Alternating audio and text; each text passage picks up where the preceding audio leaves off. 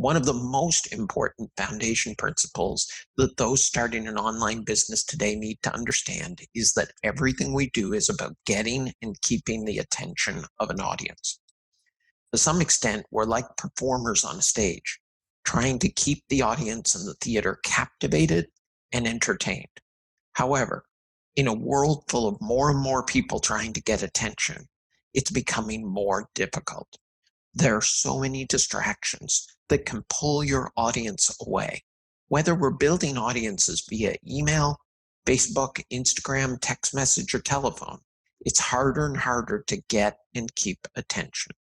So today, we're going to talk about audiences and attention, why it's important, and how to keep it working. Today, we live in a very changed world from the one that most of us grew up in. I know that when I was a kid, the number of people who had an audience was relatively small. If you weren't on TV or radio, then you didn't think that what you did was in terms of having an audience. If you wanted to get your message out to the masses, then you needed to become famous or buy lots of TV advertising. Even building an audience in your local town was difficult. Then along came the internet.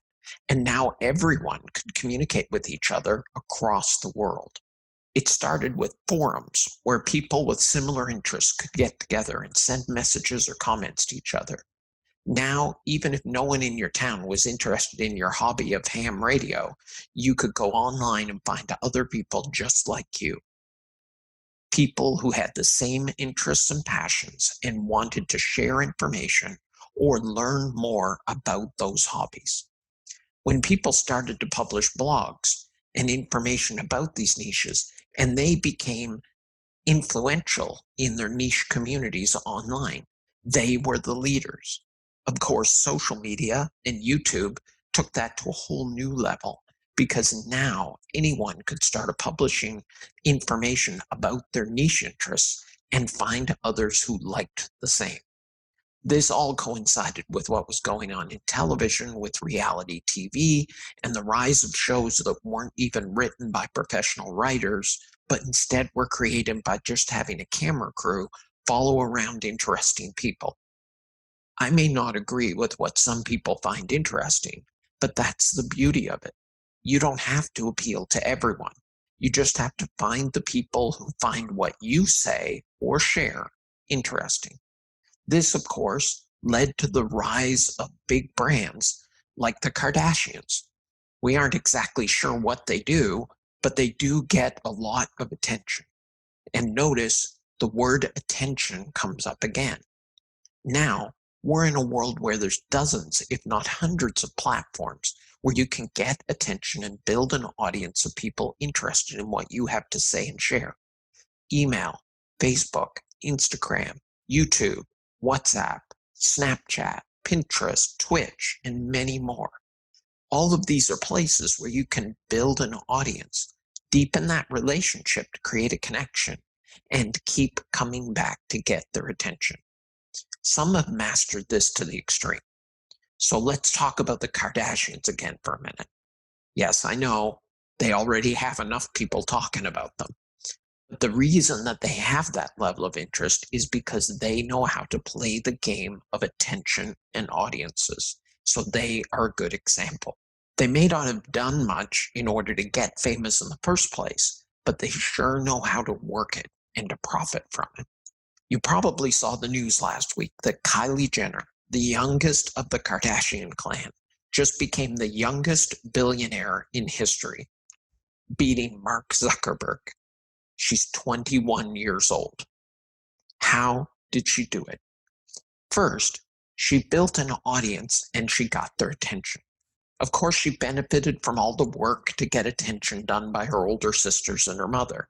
However, she put out her own content and now has 129 million followers on Instagram and 23 million followers on Facebook. With an audience that size, she has a lot of influence. So why not find a way to profit from that? She came out with the idea of selling lip kits, which are just collections of lip glosses and signature colors. She had a company make 15,000 kits using money that she earned from modeling. She posted out to her audience on social media about if they wanted to buy some and sold her entire inventory in literally seconds.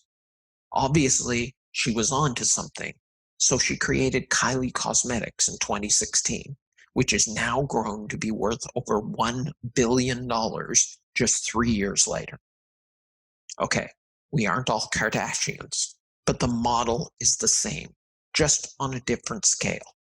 She built an audience of people interested in a topic, in her case, beauty and appearance. After she built the audience and the relationship with them, she thought about products that the audience might be interested in, created some things to test, asked the audience, and then expanded on the products the audience liked. She built an audience, got them to know, like, and trust her, and then created and endorsed products to them. Does that sound familiar? It should. Not everyone has to do it on the scale of Kylie Jenner, though. The big rise in the world today is what we call micro-influencers. These are people with smaller audiences in very focused niches, but that have high engagement with their audience. We're talking about people with 1,000 to 100,000 followers, not with lists in the millions. Micro-influencers are starting to get more attention because they often have higher engagement with their lists than even the bigger influencers do. In our marketing terminology, they get better conversions because the relationship is deeper. You have to always remember, it isn't the list that makes money.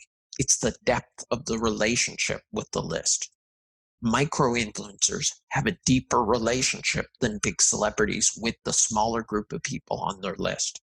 And that is where we can all come in. When we try to build email lists or followings on social media, we're trying to be micro-influencers in the lives of those who follow us. We want to build an audience of people who know, like, and trust us. Then find or create products that they're interested in purchasing. To do this requires us to get the attention of people who want to join our audience, entice them to join us, then keep them engaged and entertained so they stick around. In the email world, we think of this as a lead capture process and then communication with the list. We can use that as our example in our discussion, but realize that the exact same concepts apply to building an audience on any other platform as well, like Facebook, Instagram, or YouTube. The tools and the tactics vary, but the foundation is the same because people are the same. They all have the same basic psychology. Always remember that good marketing is applied psychology. So let's talk about building an audience. The first thing that you need to do if you want to become an influencer or whether it's a big influencer or micro influencer, is you have to build the audience. You can't deepen the relationship with people who don't exist.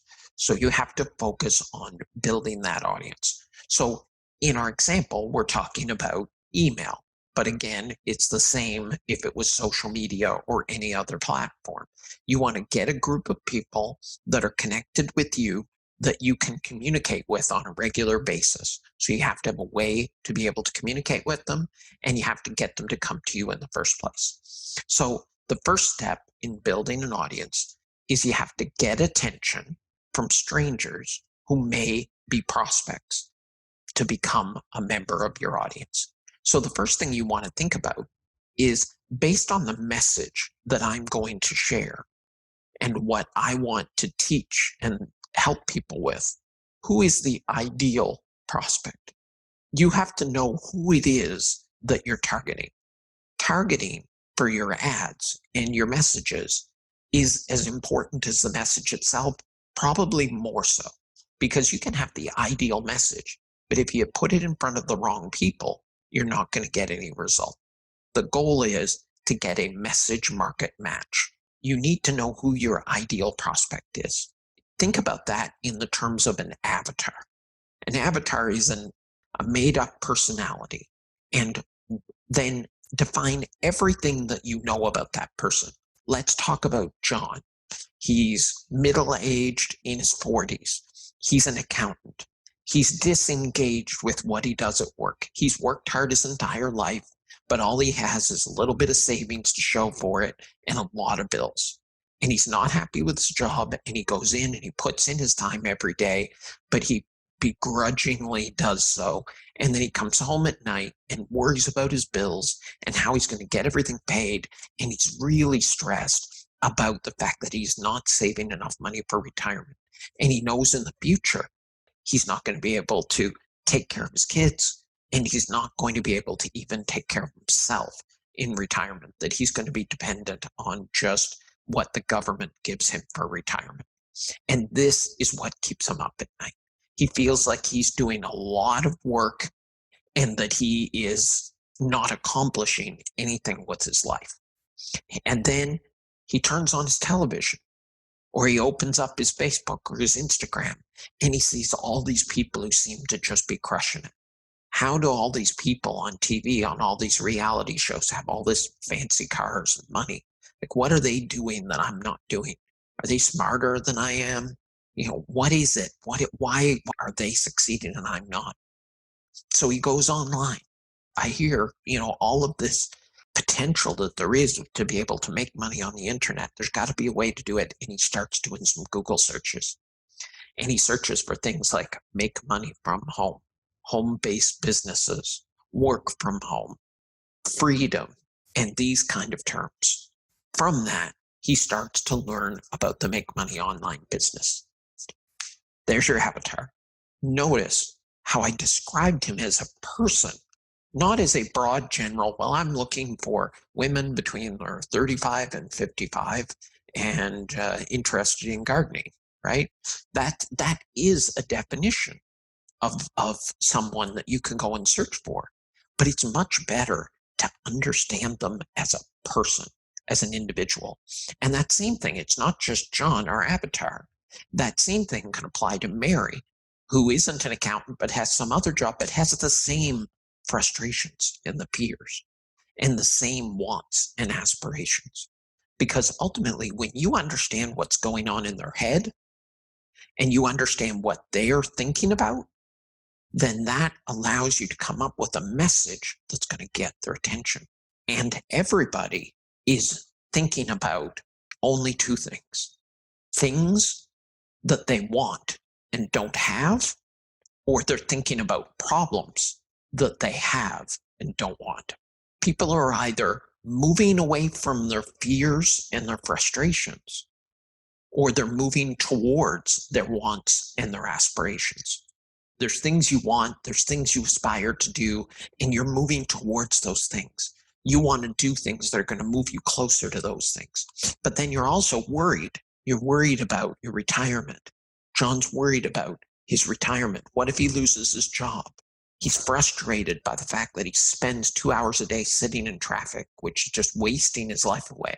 These are all things that you can use in your marketing to get their attention and then ultimately to get them to take action. So it's very important when you're trying to get attention from strangers who might be prospects to understand who it is you're looking for.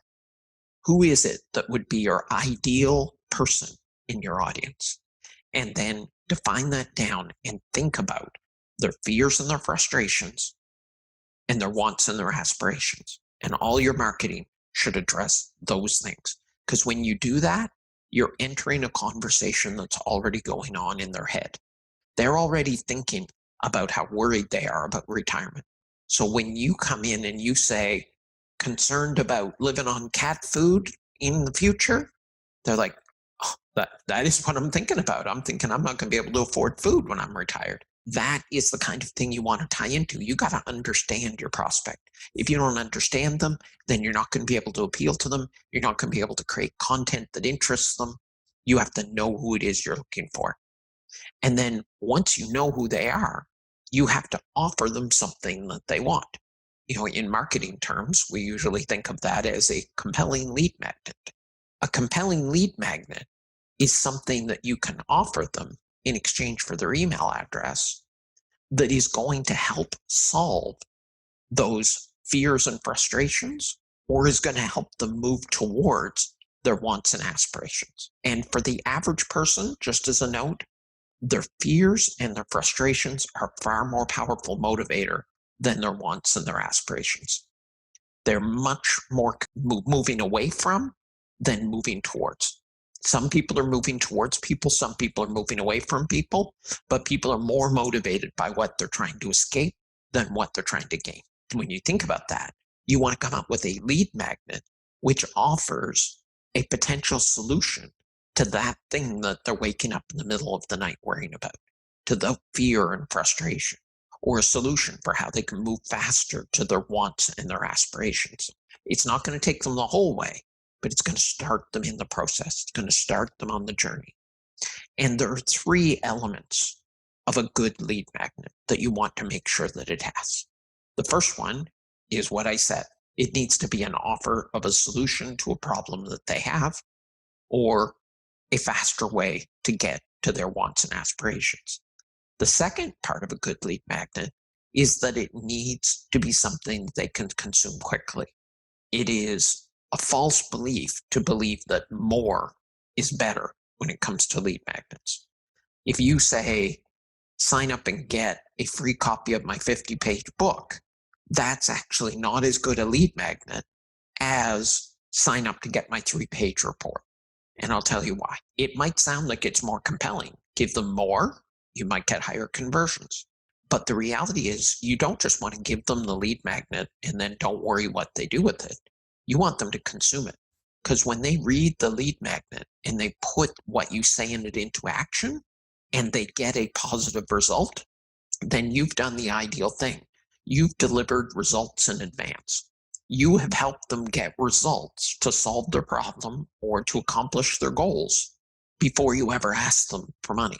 So when they read that lead magnet and they go put your tips to action, they are going to actually assign that win back to the relationship with you. So you gave them something, it was super good, super useful, and they actually got results from it.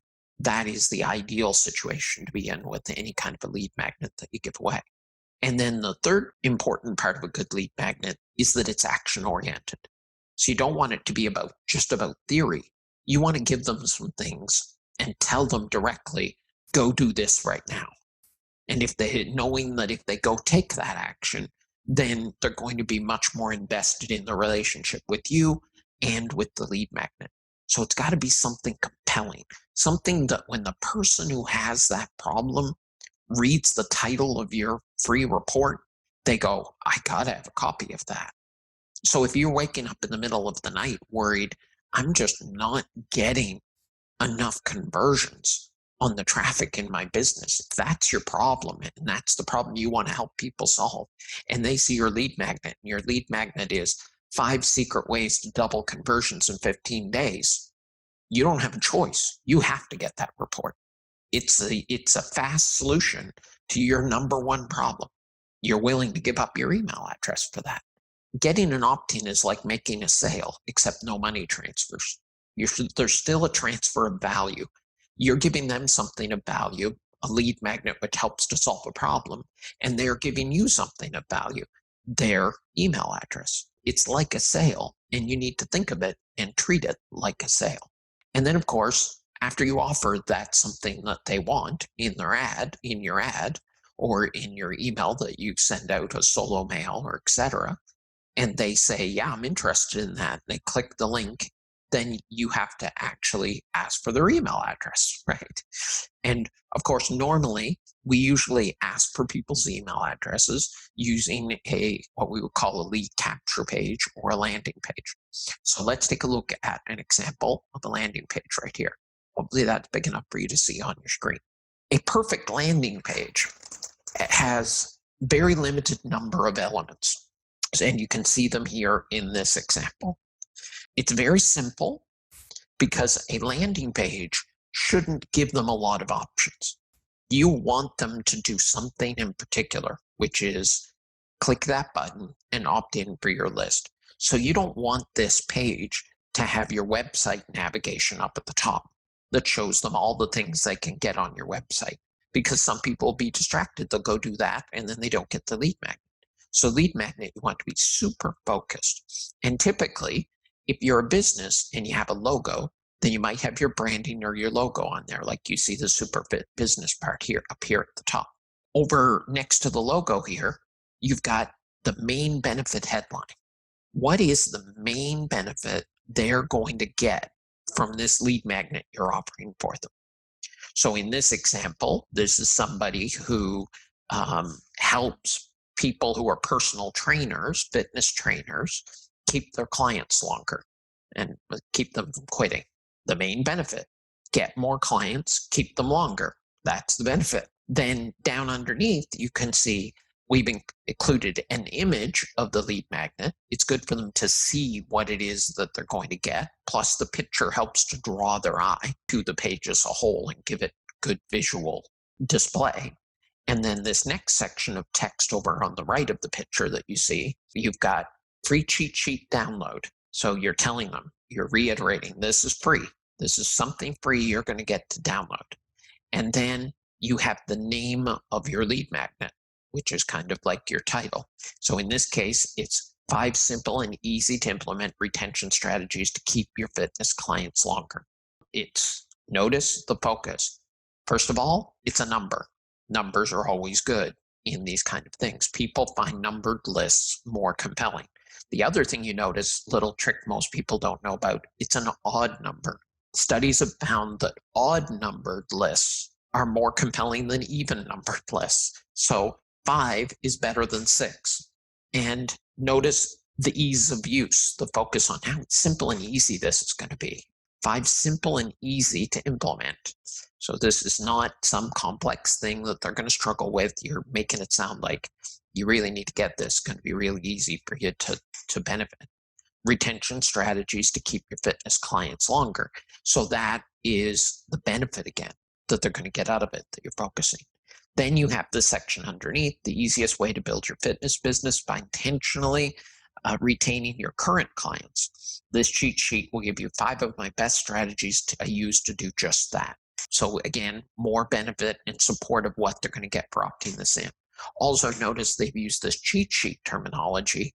When you think about a report versus a cheat sheet sounds faster and easier to consume and implement. It's like, just give me the facts. I don't want to read all the fluff in your report. Just give me the facts. Put it in a cheat sheet.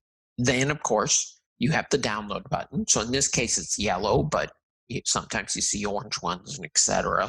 The color is not as important as just the fact that it stands out. And it's not as important as all the other elements of this page. By this point, the person should be sold, and you just want to make it easy for them to identify where the download button is. Some people use green, some people use orange, some people use red, yellow, and it tells them what's going to happen. Download now. Again, it sounds easy. Now, this is going to happen right now. Of course, we know it's not. And then, of course, there's a text link underneath, which also is just another call to action. And then at the bottom, you generally have your footer information like your copyright and legal disclaimers and all that kind of stuff. So these are the elements of a perfect landing page to get somebody to join your email list. Now, once they click that download now button, they actually get the opportunity to give you the email. So this is going to pop up over the top of the page. And these are some of the elements that you typically see on a good lead capture pop-up. So when they click that download now button, they're finding out, oh, wait, it's not right there. I got to give them my email address. This is what we call a 2-step opt-in process. It doesn't show the form with their email address on the main page. They have to click the download now button, and then they see that they have to give the email address. And the reason for putting it in 2 steps instead of 1 is a concept called micro commitments. When somebody has taken even a small action towards an end result, it's much more likely they'll go all the way through. If they saw on the original page the form where they put in their email address, they might go, oh, I got to give them my email address. I don't want it that badly, and leave. However, once they click that download button, at that point, they're not really sure whether they're going to have to give their email address or not. They click the download button, and then the pop-up comes up and says, stop, you got to give me your email address. And now they're going to be more likely to take the next action of filling in the email address because they already took the previous action of clicking the button. In very rare cases, does a double opt-in form like this not outperform a single opt-in form for conversion. And then this form has some standard things. It's got the picture again, because you want to reinforce what it is they're going to get if they take this step. You see, it's got the progress bar at the top that shows you're 50% complete. So people feel, oh, I'm already part of the way there. It's not that much. I just got to do a little bit more. There's not 6 more steps. Obviously, I'm halfway there. You're almost there. Please tell us where to send your cheat sheet. And then again, the name of the email magnet, the 5 retention strategies cheat sheet. Enter your email, tell them what to do. And then the field here that has the default value in it that says enter your email so they know what to do. And again, the button with download my free cheat sheet now. So again, it's a definite call to action. And of course, a privacy policy so that people will see that. You give me your email address, I'm not going to spam you. This is the ideal. So people put in their email here, they fill in this form, they click that button, and then of course, what are you going to do? You're going to give them what they signed up for. And that's the process of building the audience in the first place. Typically, we don't give them what they signed up for on the actual page they get after they submit that button. We make them go to their email and get it. And that's just a way to make sure that people aren't cheating the system and putting invalid emails in just so they can get to the final result. If we were taking them to go to an offer to buy, which was an upgrade from the free version, then you might take them straight to that page, give them the content, and have a button there where they can then take the next step. Like if you want them to keep flowing, then you might take them to the page. So for example, for the affiliate site for Quick Start Coach, we do that on those. So once somebody opts in to get the free training video, we take them to the video. And the reason that we take them to the video is because underneath the video is a button that goes to the sales page for them to buy. And ultimately, our goal with that funnel is to get them to buy. So I don't want to put any barriers between them getting to the sales page. I want to send them a step closer there. So it's a choice depending on how you structure your funnel. But once they have opted in, now you give it to them, usually via sending them an email, which would have a link in it that would then come back to your site to a page that has the download on it. You can also attach the download as an attachment to the email if you want to make it easier for them to download it and start putting it to use. There's a variety of options, and the only way to know what works best for your funnel is to test it.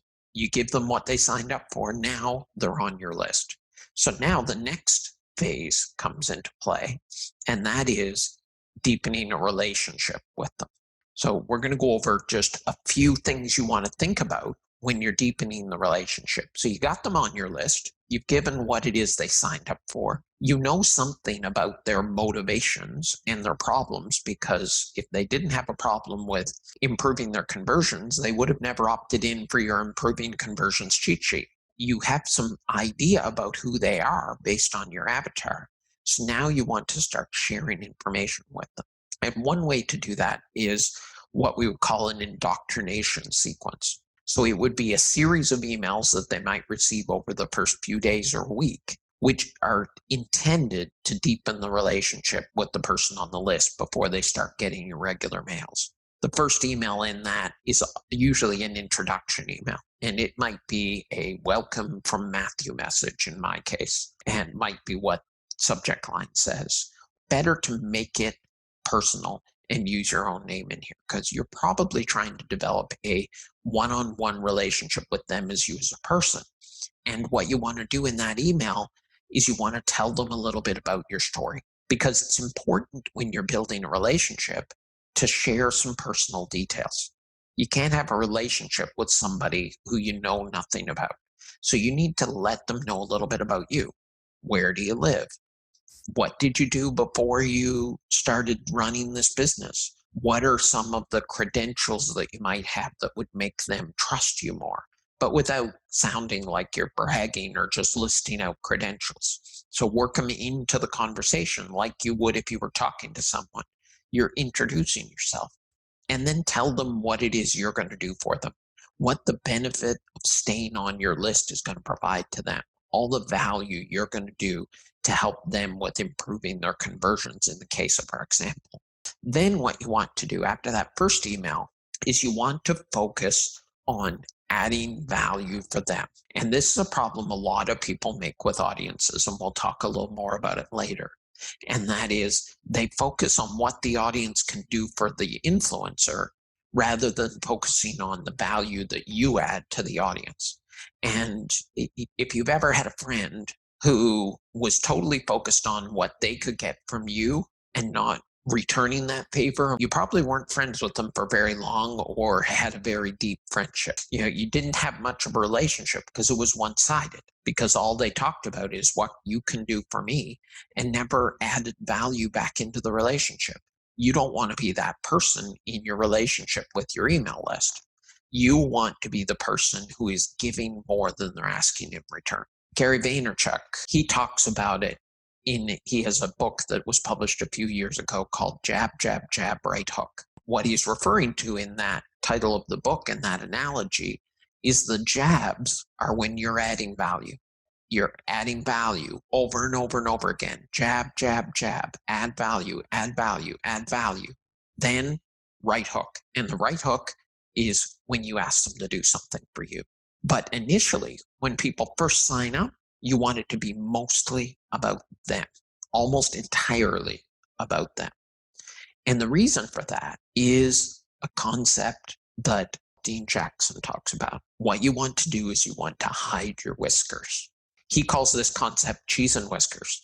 And he says, your prospect is like a mouse. And all that a mouse cares about is how to get cheese and avoid cats. And your prospect is the same way. They want the benefit, but they want to avoid being sold. People love to buy, but they hate to be sold. And who do they get sold by? A salesperson. Who does a mouse get attacked by? A cat. When you start to communicate with your list in a way which is indicating to them that you're a salesperson, then it's like a cat showing its whiskers. You come out and you're saying to them, ultimately, I want to sell you something. And they already kind of know that in the back of their mind, but you want to try to get them to forget it. You want to try to get them convinced that you're mostly about helping them. You'll probably try to sell some stuff later, but you're adding so much value that they'll keep listening to what you have to say. This is the biggest mistake that people make in online marketing, is they immediately come out as salespeople. They show their whiskers, and the mouse runs from the cat and the prospect runs from the salesperson. So you want to make sure that you hide your whiskers. During this indoctrination sequence, it's all about all the things you're doing for them, and it's not about your product or what you want to convince them to do. I'm sure anybody who's listening to this call has probably gotten some Facebook message from an anonymous person they never heard of before who started out with, I got a great opportunity I want to tell you about. So they're starting out with, here's what you can do for me. Listen to my opportunity. And you're like, I don't even know who you are. You just sent me a friend request. I accepted your friend request, and immediately you start the sales pitch. Nothing will turn people off because people don't like to be sold, but they do love to buy. So the important part is to sell them, but without being a salesperson. And you do that by adding value and building trust. So that you have this indoctrination sequence that everybody gets when they first sign up. And it could be anywhere from 2 or 3 to as many as maybe 7 or 8 emails that they get. And these are delivered on predefined periods after someone signs up, or in autoresponder speak, it would be a sequence or an autoresponder sequence or an automation. This is content that is going out based on when someone signed up, not based on what you might be mailing the whole list. And while someone's in an indoctrination sequence, you don't want to send them any other emails. They only get the indoctrination sequence emails because you're trying to maintain this conversation. If they got the emails you were sending the rest of the list that might be to sign up for some program, well, you just showed your whiskers. And of course, you also emailed them twice in a single day, which is generally not a good thing either, especially for a new subscriber. You want this to be set up in a sequence that goes out automatically for every new subscriber. And the thing to remember is that the first email that you send to anyone who joins your list will be the one that gets the highest engagement and open rate. And the reason for that is simple when you think about it. And that is, that's the one time that you know they're sitting at their desk. They just opted in for your list. They get the first email right away, right after. It's going to have a high open rate because they're sitting there. And their interest in your message and your lead magnet is the highest because they just decided to sign up. So you want to always make sure that you take advantage of those first emails because the open rate is only going to go down from there. So make sure that you make a really good first impression.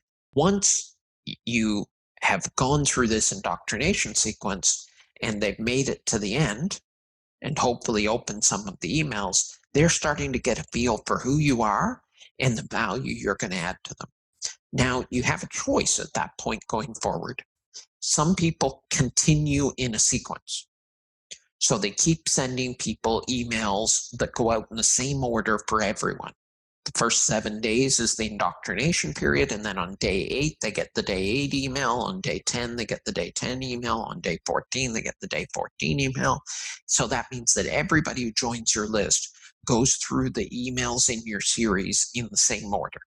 And that's one way to mail and deepen your relationship with your list, is everybody goes through the same sequence. And maybe you got 50 emails in your sequence out over a 3-month period, spread out, and everybody goes through that. Now, once somebody's finished an indoctrination sequence, though, you have a choice. You could deliver your mails in a different way. And this is how I deliver my mails, incidentally, for most of my stuff. And that is in more of a newsletter method than in a sequence method. So rather, on day 8, when the person finishes the original email, they don't get the same email everybody gets on day 8. Instead, they get whatever email you're mailing your whole list that day. So now you're running an email content calendar that's based on a calendar, not on how many days since they signed up. If you read my emails, which probably most people do, you would realize that that's how I do mine. I write an email today where I talk about whatever it is I want to talk about today. Tomorrow I'll write an email talking about whatever I want to talk about tomorrow. And it will go to the vast majority, if not everyone on my list. And they'll all get it today. Now, there are advantages and disadvantages to both. So you have to look at your situation. Sequences are good because it means that if people are going through the sequence, then as long as you've got more mails in the sequence than they are through the process, then you don't need to worry about if you miss a day mailing, most people are still going to get an email. Only if somebody's at the end of the sequence and are they not going to get a mail because you ran out of emails in the sequence. So it's easier to manage a sequence. It takes a while, obviously, to put all the emails in, but it's easier to manage on an ongoing basis because you don't have to be coming up with new content ideas all the time. When somebody's in an email sequence, then you can program all those emails in advance, and then you know they're going to go out. So when a new person joins your list, you know every email they're going to get in order for the first 60 days they're on their list because you got 60 days worth of emails programmed in. The other advantage that an email sequence has versus doing a timed newsletter format is you know everybody goes through the content in the same order. So if you were trying to help people along the journey and they opted in for a lead magnet, well, then you can teach them things in the emails, knowing where they are in the sequence. And if I decide to write an email out today that's about advanced email marketing and somebody just joined my list today and they get that email, then they might be like, whoa, that's like getting into it fast. Just joined. Being able to set the emails up in a sequence to control the message as time goes along is the advantage of a sequence. When you think about part of what your goal here in building this relationship is to educate and motivate people to want to do business with you, well, when you think about education, most education is done in a particular order, starting with the basics and working up to the more advanced.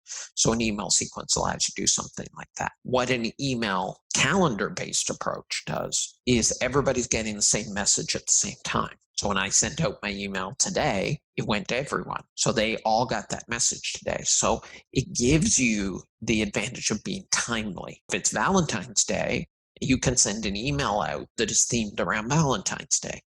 because everybody's going to get it on Valentine's Day. You can't put a Valentine's Day email in a sequence because people aren't going to get it all on Valentine's Day. But in a newsletter, you can on the day send something specific to that day.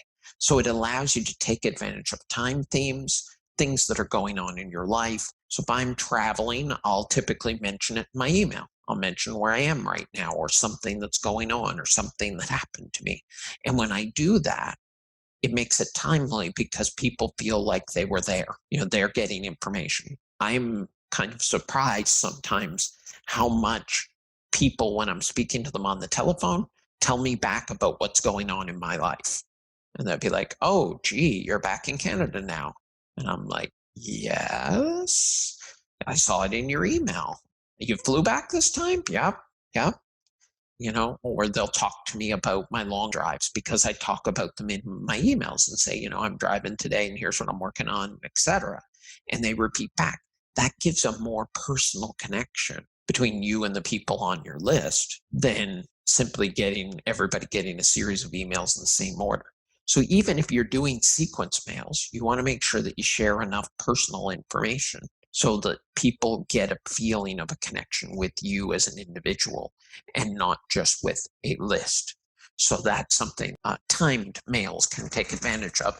And then the other thing you can do with timed mails is you might be promoting a launch, or you might come out with a promotion or a product or something new that you created. You launched a book. So when you send a mail out to everybody on a particular day, you can also do timely offers. Here's the deal that I have going on, and it's only for the next 2 days. It's a little harder to do that in an email sequence where everybody's at a different spot. And of course, the other thing you can do is you can combine the two. So you can combine the two, and you can pick a day of the week or a couple of days a week where you don't send sequence emails and instead you send timely mails. It's a little harder to set up that way, but it is possible to do it that way. On an ongoing basis, once people have done your indoctrination sequence, what you're going to be doing is you're going to be continuing to educate and motivate them, help them out with their problems, put yourself forward as the guide to help them on their journey, continue to deliver value, and then slipping in those offers of things that you might have for sale or that you want them to take action on.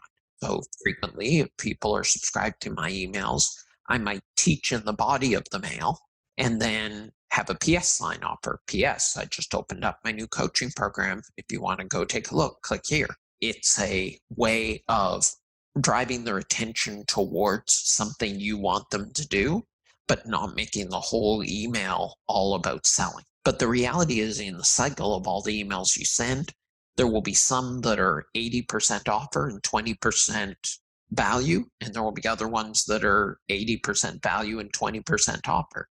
Might be some that are 100% one way or another, but you always want to try to add value, and you want to try to balance it heavily so that in the average of the mails, you're probably delivering 5 times as much value as you are asking to do things. The more value you add without asking, the more you are seen as a friend and the less you're seen as a salesperson. So that's important to deepen the relationship. Now, lots of people say, well, regardless, 60 emails in a sequence or writing new emails 3 days a week to communicate with my list, that's a lot of content. But I want to tell you one thing that I want you to think about this way. You can always recycle the content and recycle the messages, because the reality is you're talking to the avatar that you came up with at the beginning. You know what his wants and needs and fears and aspirations are, and you're giving him strategies and helping him to accomplish those things. And most people aren't going to take action on what you tell them to do, so they need to be reminded. It's like my message. I talk a lot to my list and have for years about the fact that they need to build their list. And I keep giving them new reasons as to why it's very important for them to build an audience, why it's very important to focus on learning and not just trying to promote opportunities and make money. These are key messages, key core foundations of my message. There's only so many different ways you can say it. So what you can do is you send an email out to your list, and 6 months goes by, send it again. Because here's what's going to have happened over the last 6 months. First of all, the people who opened it 6 months ago, only maybe 10% of your list opened the mail in the first place, which means 90% never read it. So if they get it again now, it's new to them because they never read it the first time around. Just change the subject line. The other thing to remember is that there's always churn in your list and there's always new people coming in. So in the 6 months since you last sent that mail, there's been a whole bunch of new people joined who didn't see it either. And there's a bunch of people who did see it who have since unsubscribed or are no longer active. When you factor all those things in, you'll probably find that 6 months after you send a message, 95 or greater percent of the people who are on your list now never opened that mail. So it's new to them. Once you've got about 6 months worth of content in your core messages helping people out, to some extent you can recycle it. You might change some words. Obviously, you might make it relevant to the date. You wouldn't say it's winter if now it's summer. You wouldn't send out a New Year's message in July. So common sense of cleaning them up in order to reuse them. You always want to change the subject line so that it doesn't appear right at the get-go as the same message. You can reuse your content. So if you've got 6 good months worth of content, you've probably got a lifetime worth of good content. And you just recycle the messages with minor changes. And then the other thing you want to do in order to deepen the relationship with your list is you want to give them a chance to interact with you. Ask them to reply to an email. Write them an email. I wrote an email out to a bunch of people the other day where I asked a question. What's the biggest challenge you're now facing in your business? When you ask somebody a question, it's like you want to reply, or you tell them, please reply back and tell me what the biggest challenge in your business right now is. And when they reply back, now you're in a one-on-one conversation with somebody from your audience, which ideally you want to get in as many of those as you can handle. Give them an opportunity to reply. The other thing you want to work into your series is get them to connect with you on other platforms. So if you have a page on Facebook, send out emails, ask them to go join your Facebook page, subscribe to your YouTube channel, connect with you on Instagram, ask them to reply. Try to get them to connect with you in as many different ways as possible, because that's going to give you other ways to get your message to them. And it's also going to deepen your connection with them when they see you everywhere. That's the ideal. If you want people's attention, the ideal is to be out there so much that everywhere they go, they see you. And that's what you want to shoot for. So connect with them in as many places as you can. And that's how you deepen that relationship. You get personal with them. You add tons of value. You connect with them in as many places. You don't look like a salesperson. You make sure that they see you as a person and not just some spammer or marketer. Make sure you give them lots of ongoing content, even if you have to recycle it, and reach out for them to make a personal connection with you. Now, with regard to frequency, it varies a little depending on the niche that you're in. If you're in the make money online niche, you should probably be mailing them at least 2 to 3 times a week. And the reason is people that are in the marketing niches get a lot of mail. So they're not going to see most of your mails. If you have a 10% open rate on your list, you should probably be mailing them 3, 4, 5 times a week, because 90% of your people aren't seeing the mails anyways. So maybe they'll see the one you sent tomorrow. And if not tomorrow, maybe the one the day after that. If you have a big open rate on your list, if you are in a non-marketing list and you're getting a 30% open rate on your emails, then you probably don't want to mail them as frequently. But the one rule to always remember is you can mail them as frequently as you have something that they see valuable to share. I mean, if somebody was going to send you every day the winning lottery numbers for the next day, you'd want to make sure that you got a daily email from them, right? If it has a lot of value for them, then they won't mind you sending it more frequently.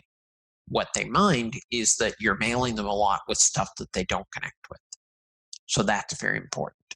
And the other thing to remember about deepening your relationship with your list is that you're only going to develop a deep relationship with a small percentage of the overall number of people who join. Feel totally okay with letting people go, letting them unsubscribe, letting them just disappear, and then deleting their email addresses when they haven't opened a mail in 90 days. Be okay to let the people who do not connect with you go, because what you're trying to do is find your people. just like any relationship, you don't make deep friendships with every single person you meet. You connect with some people and you don't connect with others.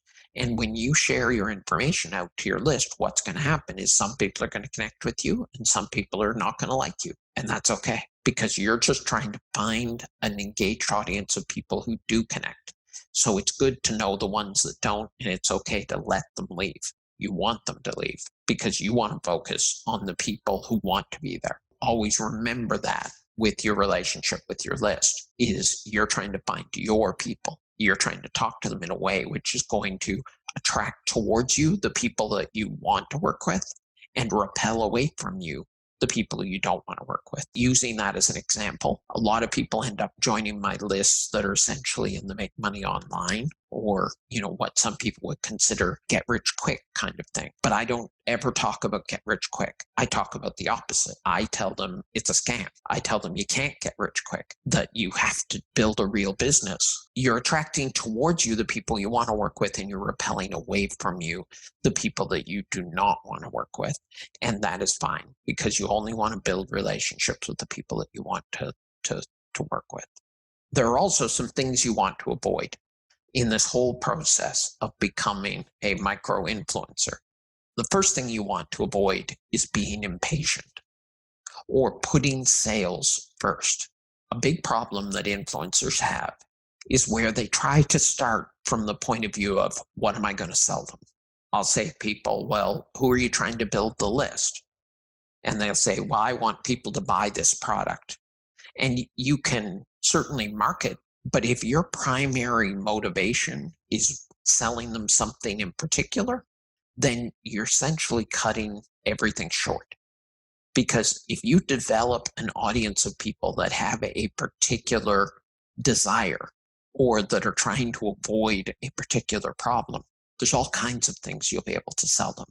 Don't worry when you're building your list about what you're going to sell them. If you focus energy in the building the list portion, thinking about products, then that's wasted energy that could be put into building a bigger audience. Because in the initial stages, it's all about building. It's not about selling. Because if you reveal yourself to sell too quickly, then you become the cat. And you don't want to be the cat. And the other thing is, products change. When you build an audience, then you've got an audience of people. And then once you have the audience, then see what they want to buy and then choose the products. The product that you might want to sell now could be out of business a year from now when you've got a big enough list to sell it to. So don't focus on what am I going to sell. Focus on how am I going to become an influencer to this group of people. Once you have influence, there'll be lots of things that you can sell. You'll come up with all kinds of ideas. Going back to our earlier example, Kylie Jenner didn't build an audience of people saying, I'm going to sell lip kits. Who do I want to attract? She built an audience of people that were attracted to her image and to her message. And then she thought, what might they want to buy? And came up with the idea of lip kits, tested it, and it worked. That's how she became a billionaire, by building the audience and then thinking about what the audience wants, not the other way around. So you want to make sure that you're focused on building the audience and not thinking about what can I sell to the audience. All the time you spend looking for products, thinking about products, creating products early in the game is wasted. It's all could be spent building more audience. You want it to be initially when you're starting out and you don't have a big list, you want to spend 90% of your effort on growing the list and 10% on communicating with the list. As the list gets bigger, you'll spend more time communicating because it'll be more important, because you'll be talking to a bigger audience. So then the amount communicating will increase and the amount list building might decrease. But you want to avoid thinking about it from a what am I going to sell them point of view first, or being impatient with the building and the deepening process and trying to sell them stuff. You're like, you get tired of all this building and you're like, I just want to make some money. And you send out some emails promoting some product that people don't really want because you haven't really figured out what they want yet. And now all of a sudden you've caused damage to the relationship and you probably still didn't make any money because you don't have a relationship yet. You can't start marketing to them until you've built up a relationship. aside from the little thing here and there. As long as it's 5 times as much value as it is pitch, then you'll generally be able to fly under the radar as a salesperson. But once you get impatient and you start selling more, then now the whiskers are revealed. And part of that impatience too is it takes time to build an audience, especially if you're trying to do it without paid advertising. The reality is, and this applies to email and Facebook and everything, when you are trying to build an audience without paying, then you're trading your time for that audience. And that trade is not a fair trade, I'll tell you in advance. It takes a lot more effort to get one person on your email list than it should. That's why people buy. That's why people pay, because they don't want to put in hours to do something that $2 in advertising could do instead. If you have the money, you want to make sure that you're patient about how long this is going to take. If you're adding 30 people a week to your email list, then that's going to be 1,500 people in a year. But over that year, probably half of those people are going to quit. So you might have 750 people at the end of the year. Some of those people are probably not going to be active, so it'll probably be less. And 30 people a week is a good number if you're doing it all from free traffic. If you want to have a 5,000 person list and you want it in a year, the only way you're going to be able to do it is to buy ads, monitor conversions, and etc. But that's for a totally different training. If you want to do it for free, it's going to take time. And let me use, for example, I'll go back to the example that I used earlier about Gary Vaynerchuk. Gary Vaynerchuk started out on YouTube in 2007, off the top of my head. No notes on this, so I'm going off the top of my head. 2007, he started on YouTube, and he did a daily show about wine. So every day he would post a video on YouTube of him reviewing wines and talking about wines and what were the best wines and etc. It was years, literally, of doing this every single day before he built up enough of an audience that it made any difference in his business whatsoever. He ran a business called Wine Library, but it was years that it took him to build up an audience and get noticed. Now he's one of the most followed people on YouTube and Instagram and Facebook, and has a $200 million media company doing Facebook and Instagram and YouTube for big companies and small companies. Runs his own talent agency, sports, represents football players. But it took him year after year after year of producing content in order to figure out what people wanted and build up an audience that it made a big difference in his business, because he was doing it to some extent for free, but he was also buying Google AdWords too to drive people to the content and drive people to his father's liquor store. It takes time, and you have to be patient, especially if you're doing it for free. And there's not really a lot of sense in complaining about it, because you have to remember you're doing this all with platforms that people are giving you for free. How much can you complain about something that somebody's giving you for free? Just have patience and keep doing it. It takes time. You're not going to build an audience that's going to generate any results in 30 days. It's just not going to happen. And then the other thing you want to avoid is not focusing enough on the value that you add for other people, or becoming someone that people want to follow. If you want to be an influencer, then that means you have to be a leader. And to be a leader means you have to focus on having the skills and the things that people want to follow. You couldn't be a beauty blogger, or Kylie Jenner could not have done what she did if a good number of people didn't think she was pretty. That was a necessity to do that. You can't come online and start putting out content about marketing unless you're willing to learn about marketing. People need you to be an expert if you want them to follow you, which means you have to focus on becoming the person they want to follow, from a point of view of your knowledge, from a point of view of your presentation skills, from a point of view of your writing ability. If you're going to just send emails to your list and you want people to follow you, then you need to learn how to write good emails. They're not just going to follow somebody who writes bad emails or that doesn't have anything interesting to say. So you have to focus on what value do people get from being connected with me. And people generally get value either by being educated or entertained. Or ideally, as I always say, a combination of both. They get educated, but in an entertaining way, right? You're adding that value of either educating them or entertaining them or both. And the better you get at doing that, then the more people will want to follow you. So you have to focus on improving your skills and becoming a person that people want to follow. I have found in a lot of the discussions that I've had with people, there's a variety of different things that make people want to follow you and that make you more of an influence. One of those things is consistency. People love consistency. I was speaking with someone just last night, and that was what he said to me. He said, one thing that I've always marveled about you is your consistency. I get emails from you almost every day, adding some value or teaching me something. And you're consistent, and you've been doing it year after year after year after year, like Gary Vaynerchuk. People really appreciate and value consistency, and they see that as a trait of a leader. Because the reason is most people, especially in the work from home niche, aren't very consistent themselves. We go out and we look for the traits that we feel we lack because that's where we want help. If you want to be more consistent, then you want somebody to lead you who is consistent. They will help to raise your standard. So we look for in other people what we feel like we are missing. So if you help to fill that role for people, then they will follow you. Consistency is a big thing.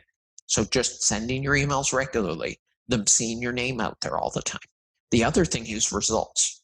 So if you can report that you've gotten great results, that will increase your influence and it will draw more people towards you because ultimately they want results and they don't want to follow somebody who isn't getting any results. They want to follow the person who's doing what they want to do, just like the consistency mentioned. If you're getting results, you want to be talking about it. If you find a lot of the big people, especially in the marketing world, talk a lot about, oh, gee, I was running this promotion and I made $100,000 last month. It sounds like it's a little braggy. And certainly there's a way to do it in a braggy way, and there's a way to do it in a not braggy way, right? And you figure that out in your message. When they see somebody who's successful, who's driving a nice car, living in a nice house, making good sales, getting results, getting signups for their list, emailing consistently, that makes you a leader, somebody who's a role model that they want to follow. And you have to become that person or they'll stop following you.